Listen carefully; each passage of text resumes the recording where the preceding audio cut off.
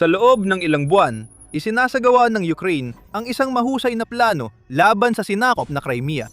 Tuloy-tuloy ang pag-atake ng middle strike drones sa logistik ng Russia papuntang peninsula, habang ang long-range drones ay tinatarget ang mga depensa ng Russia sa loob ng Crimea. Ang Crimea ay unti-unting inihihiwalay, iniiwang nakatiwangwang sa isang digmaan, kung saan ito sana ang magiging sentro. Ngayon, naghahanda ang Ukraine sa malaking hakbang. Alam ito ng Rusya.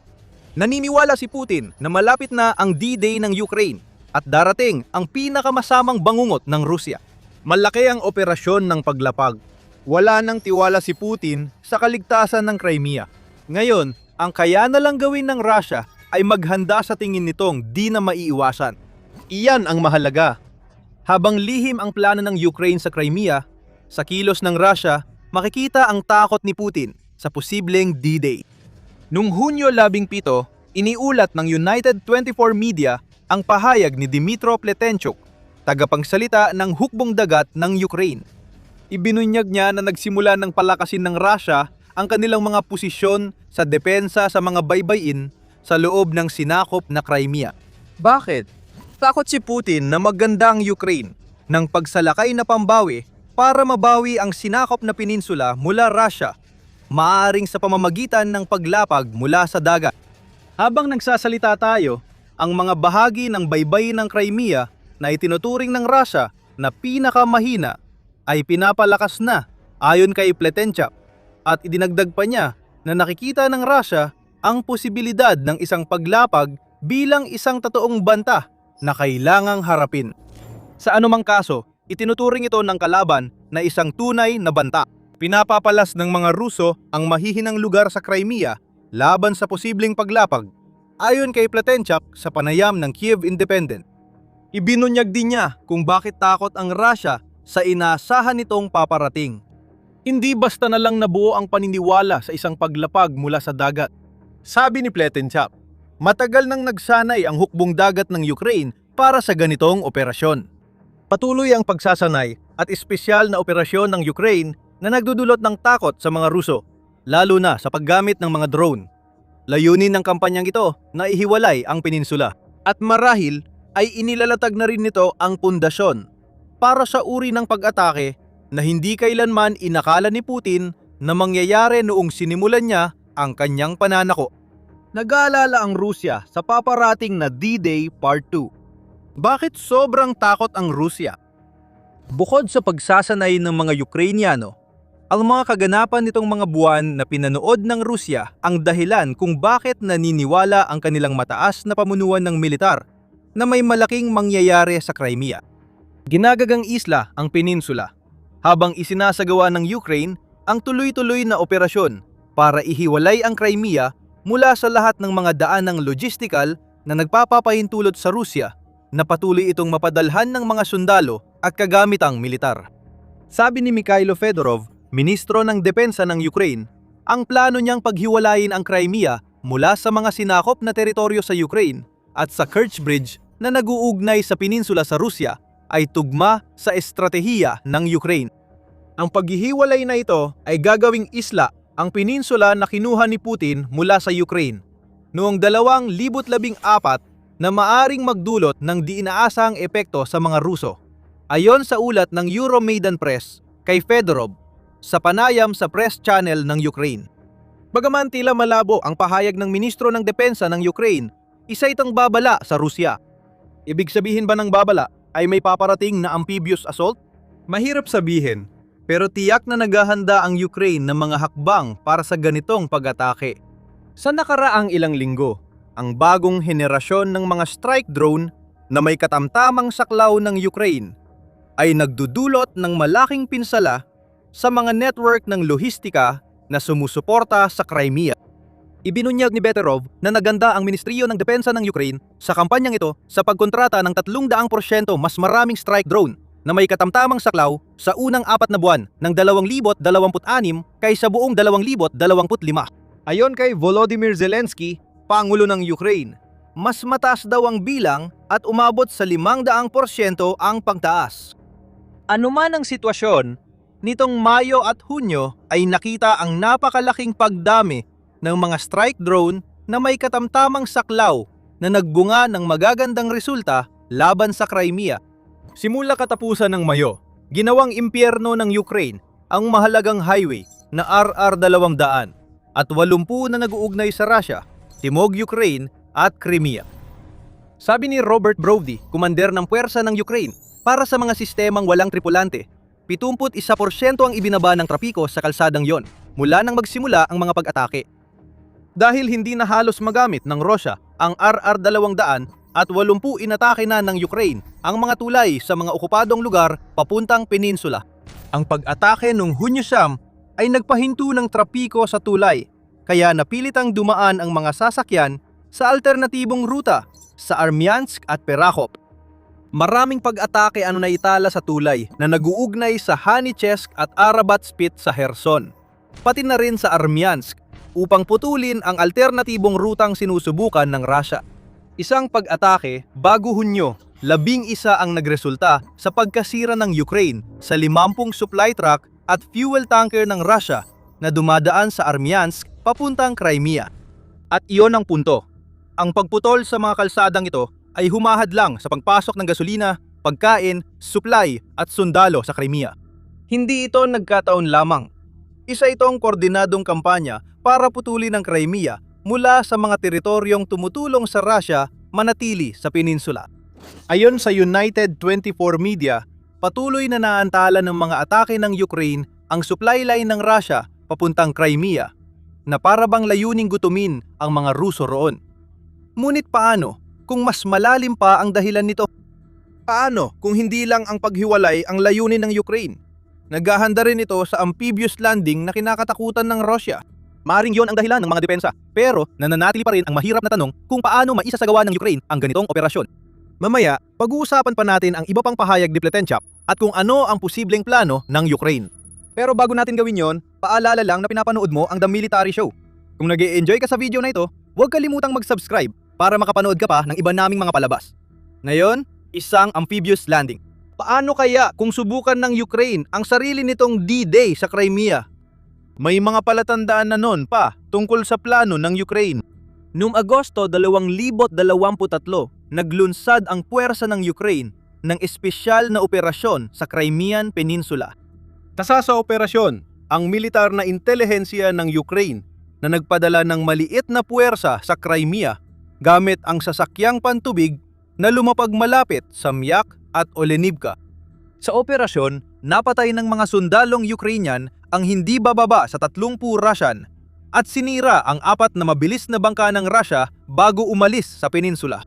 Noon, mahalagang operasyon dahil pinatunayan nitong kayang magpalapag ng sundalo ng Ukraine sa Crimea.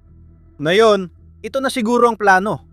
Maliit lang ang operasyong ito pero pinapatunayan nitong kayang palihim pasukin ng Ukraine ang Crimea sa gabi, magdulot ng casualty at umalis agad. Dahan-dahang magpapadala ng sundalo para makapasok, kaya epektibo ang estratehiya. Pero malamang matatalo pa rin sila ng puwersang Ruso sa Crimea kung magtatagal sila roon. Ang Crimean Peninsula ay may sukat na 26,500 kilometro kwadrado, kaya malawak itong bantayan. Higit 5 beses at kalahati pa ito kumpara sa 4,700 kilometro kwadrado ng Ukraine na iniulat ng BBC na kinuha ng Russia noong 2025. Mahirap tukuyin kung ilang sundalong Russian ang nasa Crimea dahil luma na ang huling pangtataya bago ang pananakop ni Putin. Noong Hulyo 2020 iniulat ng UKR Inform na may 32,500 sundalo ang Russia sa peninsula, kung saan 11,500 dito ay bumubuo sa puwersang panlupa. Maaring mas mataas o mas mababa na ngayon ang bilang, depende sa papel ng Crimea bilang logistical na sentro ng pagpapadala ng tropa sa sinakop na Ukraine. Gayunpaman, marami pa ring sundalo yon para sa maliliit na grupo na dumarating mula sa dagat upang harapin sila. Mas malaking operasyon ang kailangan para lubusang mapalaya ng Ukraine ang Crimea mula Russia. Hindi ibig sabihin na hindi gagamit ang Ukraine ng Special Operations Group gaya nung 2023. Maaring ipadala ang mga grupong ito sa baybayin ng Crimea para sirain ang depensa at maghanda ng fortifikasyon para sa mas malalaking grupo. Hindi nila kayang sakupin mag-isa ang Crimea, sabi ni Pletenchuk. Ayon sa kanya, Ang D-Day na paglapag sa Crimea ay dapat bahagi ng mas malaking opensiba na layong palayain din ang malalaking bahagi ng mga sinakop na rehiyon sa timog na konektado sa Crimea. Nabanggit na natin ang D-Day ilang beses na. Iyon ay dahil si Pletenchak mismo ang gumawa ng direktang paghahambing ng pinag-uusapan ang amphibious landing sa Crimea. Maaring gamitin ang D-Day bilang gabay sa mga dapat gawin ng Ukraine para magtagumpay sa ganitong paglapag. Binanggit ni Pletenchak ang pagsalakay sa Omaha Beach bilang halimbawa ng depensang haharapin ng Ukraine. Kailangang iwasan ng Ukraine ang mga mina sa tubig, baybayin at mga depensang panlupa tulad ng barbed wire at trinsera na nagpapabagal sa sundalo. Patuloy na binabaril ng mga machine gun at bunker ang mga sundalo ng Ukraine. Kung umatake ang Ukraine mula dagat, mahina ang depensa nila sa impapawid.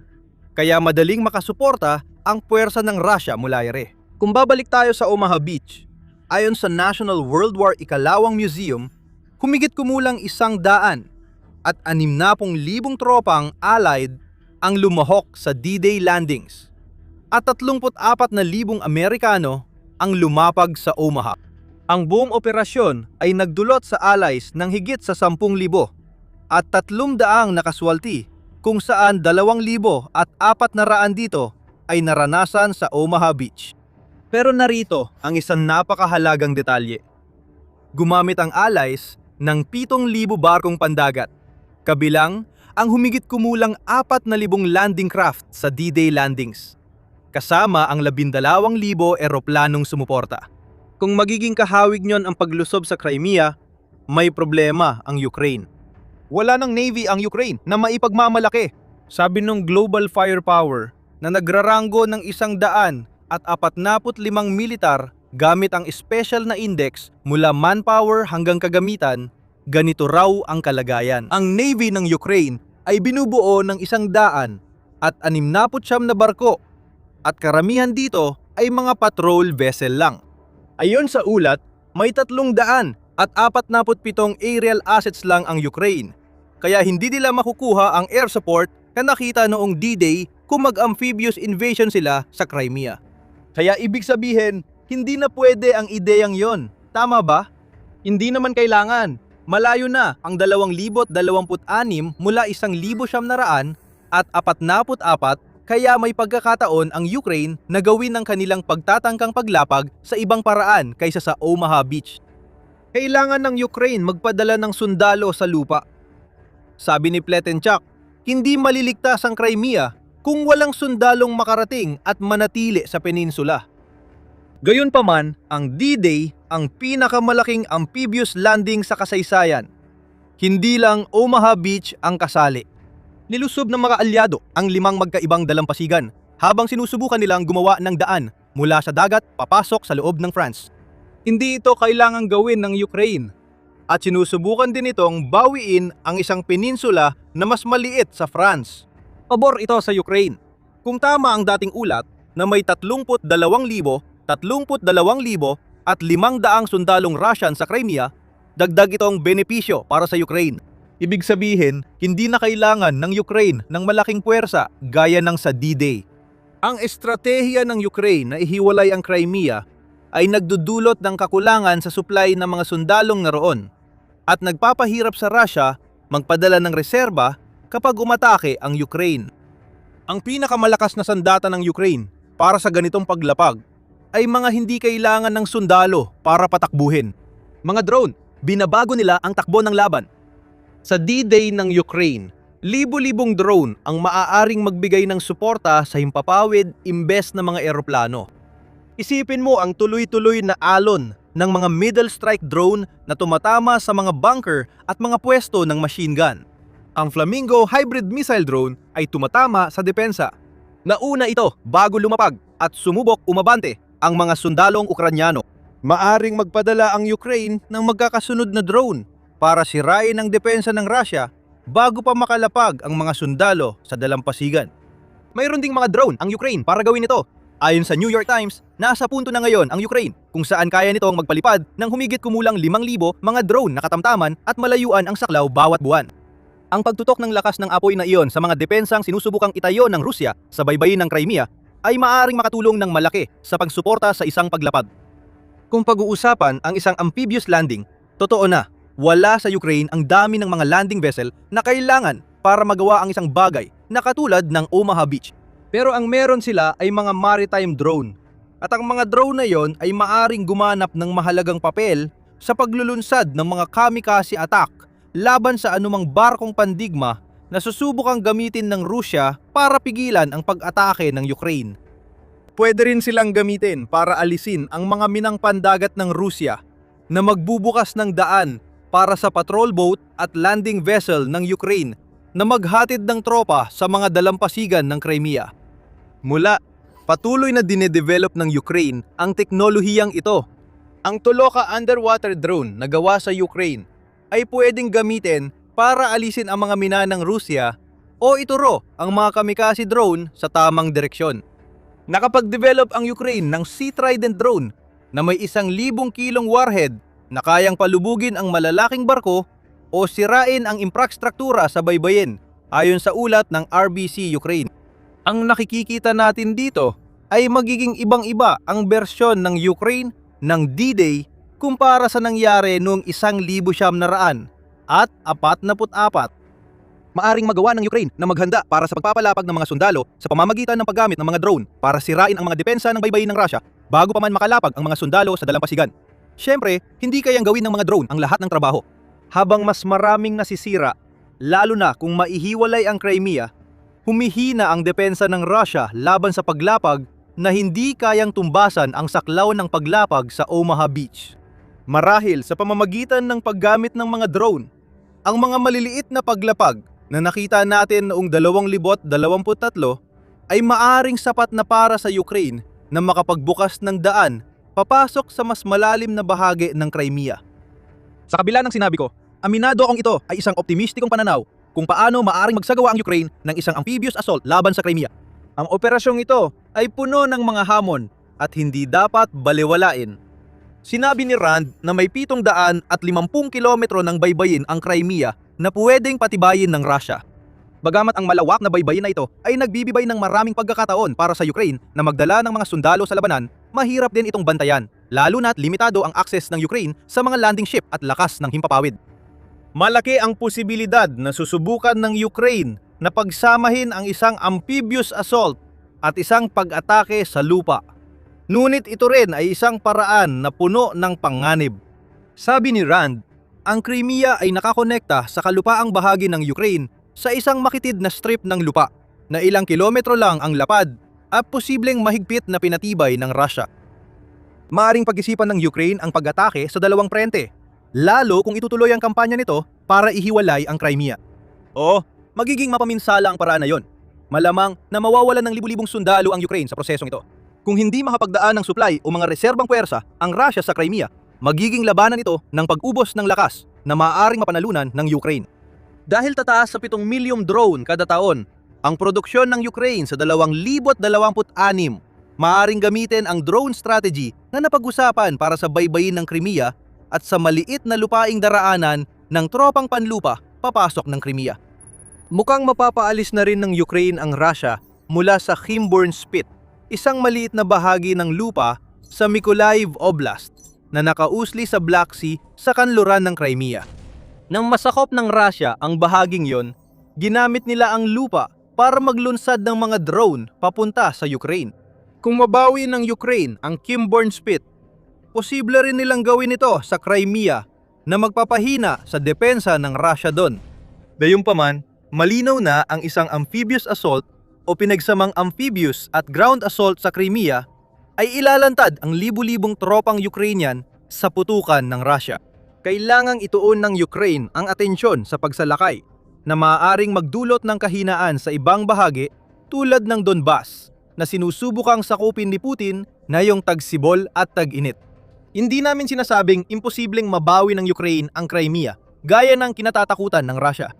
Maaring hindi ito matalino, lalo na kung may ibang estratehiya ang Ukraine. Ang kampanya ng pag-iisa na naghahanda para sa amphibious landing ay maaari ring magsilbing blockade sa Crimea. Matindi ng binugbog ng Ukraine ang Black Sea Fleet Kaya napilitan itong umatras mula sa base nito sa Crimea. At ang mga pag-atake sa mga pangunahing daanan ng supply ay nagpuputol ng gasolina at mga supply hanggang sa punto na nakikita na natin ang kakulangan ng pareho sa mismong peninsula. Ayon kay Fedorov, ginawa ng isla ng Ukraine ang Crimea na ngayon ay napapalibutan ng digmaan. Marahil ang pinakamainam na estratehiya ay ipagpatuloy lang ang ginagawa nito, ang pagbomba sa Crimea at mga kalapit na rehiyon mula sa malayo, na ang layunin ay gawing impyerno ang buhay sa peninsula para sa mga mananakop na Ruso hanggang sa gusto na nilang umalis. Ang pag-atras ang posibleng pinakamabisang opsyon ng Ukraine at tila ito ang iniisip nila. May dahilan kung bakit hindi sinisira ng Ukraine ang tulay ng Kerch. Malamang para may daan paalis ang mga sundalo at tao ng Russia mula sa Crimea. Kahit anong piliin ng Ukraine, halatang nag-aalala ang Russia. Hindi nito papalakasin ang depensa sa baybayin kung hindi nito iniisip na posible ang amphibious na pag-atake. Para sa Ukraine, may panganib pa rin ang ganitong pag-atake kahit na nababawasan ito gamit ang mga drone. Maaring kailangan lang maghintay ang Ukraine hanggang mapagod ang Russia, panatilihing hiwalay ang Crimea, gawing mahirap manatili roon, at kalaunan magsagawa ng paglapag na hindi gaanong kahawig ng D-Day, kundi mas kahawig ng isang nagwaging hukbo na dumarating para angkinin ang napanalunan na nito. Tanging panahon lang ang makapagsasabi kung ano ang susunod na gagawin ng Ukraine. Sa ngayon, masayang patuloy na paikutin ng Ukraine ang Russia at papaniwalain silang dapat silang magpanik sa Crimea. Posibleng susi sa pagbawi ng Crimea ang Kinburn Spit. Nabanggit namin kanina na umaatras na ang mga puwersa ng Russia mula sa bahaging iyon ng lupa at mas malalim navigation, inalakay kung ano ang nangyayari at bakit sa isa pang video. Magulo ang pag-atras. Malaki ang posibleng epekto nito. Malalaman mo ang lahat ng yan at marami pang iba kung titingnan mo ang aming ulat. At kung nagustuhan mo ang video na ito, pindutin ang subscribe para sa iyong araw-araw na dosis ng The Military Show at ng aming pagsusuri. At maraming salamat, gaya ng dati, sa panonood.